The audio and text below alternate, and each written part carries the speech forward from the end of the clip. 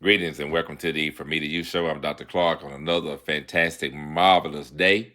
And I think I'm going to open up today like this because I had a lot of people inquiring about the website and how to get there. And I'm going to open up today starting off with that so that those people can get right to it. Simply type in From Me to You show and Dr. Clark, and everything you need to be right there. There are so many lessons on there.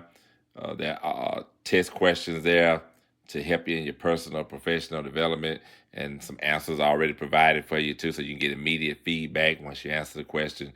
It's like a flip chart process, and you can flip over there and you'll see the correct response. But I just wanted to get that in on today, so simply go to that From Me to You show, Dr. Clark, get you right where you need to be. Today, we're looking at forgiveness, and really want to focus on letting go. Forgiveness, letting go. Then you might say, okay, letting go for what? You got to let go so something else can happen in your life, all right? Forgiveness, letting go for some healthier connections. We're going to concentrate on forgiveness and putting some emphasis on letting go throughout this podcast on today. Appreciate you listening in as always. Forgiveness is another vital element that contributes to the health of our relationships. Holding on to grudges or unresolved conflicts can create barriers between individuals, leading to resentment and emotional distance. And we can see that we've all been through that process. And if you haven't, just keep on living, especially you young people out there. If you haven't been there yet, just keep on living. On the other hand, practicing forgiveness allows individuals to release negative feelings and move forward, fostering healthier and more positive interactions. A lot of times I'm doing coaching, doing workshops and presentations, different things. We'll get on this practicing forgiveness. I said, yeah, that's our biggest challenge in anything that we do, any kind of knowledge that we acquire, any kind of knowledge that we are exposed to. It's the implementation of it. You have to actually practice. So you have to practice forgiveness. All right. The psychological benefits of forgiveness are well documented. Studies have shown that individuals who practice forgiveness experience lower levels of stress and anxiety, improved mental health, and better overall well-being. Forgiveness does not necessarily mean condoning harmful behavior. Rather, it is about freeing oneself from the emotional burden of negative feelings. Let me put some emphasis on that. Freeing oneself. Forgiveness is that letting go, freeing oneself. How do we grow this? How do we cultivate these connections, this forgiveness? While understanding the importance of gratitude and forgiveness is crucial, actively cultivating meaningful relationships requires intentional effort. There we go again. Got to be able to implement some intentional effort on your part, not on the other person, but on you. You got to look at you. What can you do about this circumstance, this situation, this relationship, this person? Are you willing to engage in it, to get involved, to implement? Let me put it like that. And if you do those things right there, you will see some immediate results. I guarantee it. All right. Again, we're looking at forgiveness and letting go. If we can just get that right there going, wow, we can make a difference in your life. Engaging in forgiveness can be facilitated through various practices, reflecting on the situation, understanding the perspective of the other person, and finding empathy can help individuals navigate their feelings and move towards forgiveness. And this process often involves a conscious choice to let go of resentment and choose healing instead. If we'll just do some of these things right here, try to give you some practical things that you can do in your daily living, all right? And while understanding the importance of gratitude and forgiveness is crucial, actively cultivating meaningful relationship requires intentional effort. I wanted to go back and put a little bit more emphasis on that because I understand when you listen to this podcast and you hear something, sometimes you want to rewind. So sometimes what I'll do, I'll rewind it myself for you and put that right there back in front of you, that point that I really want to drive home and get across. Practicing active listening, where one fully engages with the speaker and seeks to understand their perspective, can significantly improve communication. This approach not only validates the other person's feelings, but also encourages deeper, more meaningful conversations.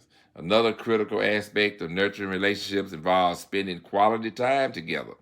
In our fast paced world, it can be easy to overlook the importance of dedicating time to connect with others and engaging in shared activities, whether it's a casual coffee date or something like that.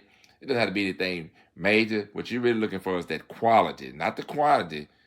Not to say, "Well, I was there an hour." What did you do within that hour? That's that quality I'm talking about. Maybe you have a group walk, group hike. I don't know, something to get you together. So a family game night, just something to get you together. These things will help strengthen bonds and create lasting memories. Additionally, showing empathy and support during challenging times can deepen relationships. And being present for someone experiencing difficulty, offering a listening ear, or providing assistance can create a profound sense of connection. And this support not only reinforces the relationship, but also promotes a culture of mutual care and understanding. And in our contemporary society, social media has become a significant platform for fostering connections. While it offers unique opportunities to connect with a broader network of people, it also presents challenges that can affect the quality of our relationships.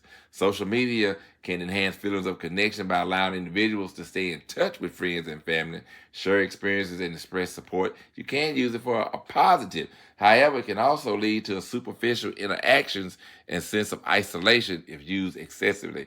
So I'm always encouraging you to go beyond the social media, go beyond just doing your Facebook, Instagram, clicking on the likes and making comments, different things.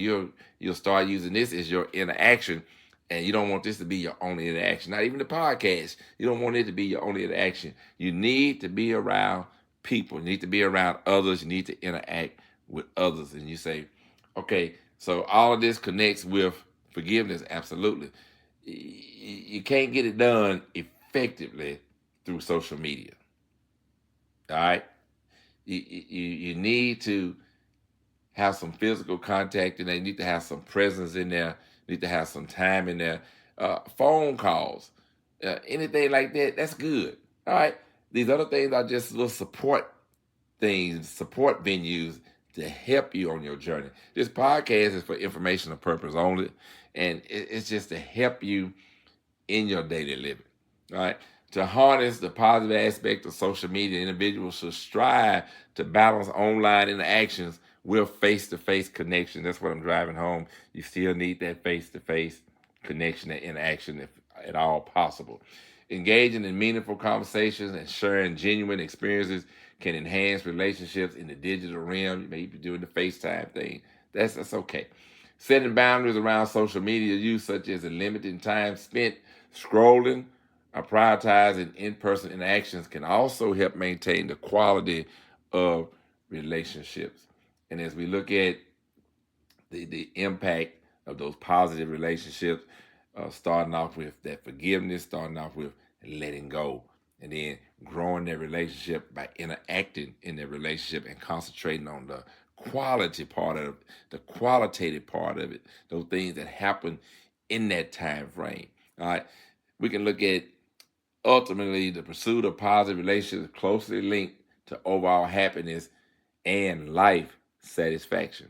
When we cultivate meaningful connections, practice gratitude and forgiveness, and invest in our interpersonal relationships, we create a supportive environment that enhances our well being.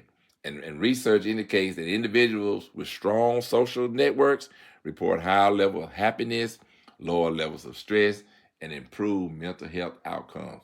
And moreover, positive relationships can amplify our experiences. Yes, indeed, providing a sense of shared joy and accomplishment. Don't you feel good when you get something done, get something accomplishment, get something accomplished? Celebrating milestones and achievements with loved ones enhances the experience, creating a collective sense of happiness. And in contrast, facing challenges alone can feel overwhelming, emphasizing the importance now of having a strong support system. I think I'll just stop right there today. I wish I'd just give you just a little bit to get you going. Again, I'm Dr. Clark. Welcome to the From Me to You show. It's another beautiful day. And as always, life is good. You just have to have something to compare it to. Take care.